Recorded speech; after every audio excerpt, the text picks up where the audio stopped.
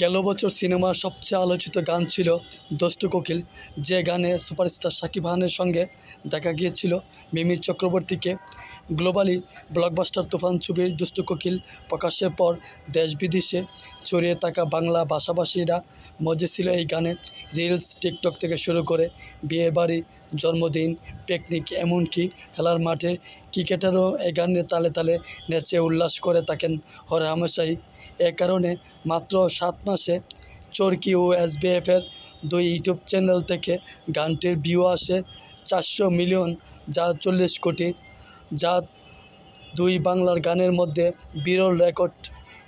হিসাব মতে পৃথিবীর 40 কোটি বাংলা ভাষাভাষী রয়েছে, তাদের একবার হলেও নজরে এসেছে আলোচিত দুষ্টু কোকিল গানটির অভূতপূর্ব সাফল্য।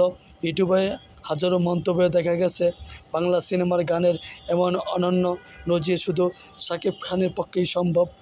দুষ্টু কোকিল গান নয়, তুফান ছবির গানে উড়াধুরা গানটিও ব্যাপক জনপ্রিয়তা পায়।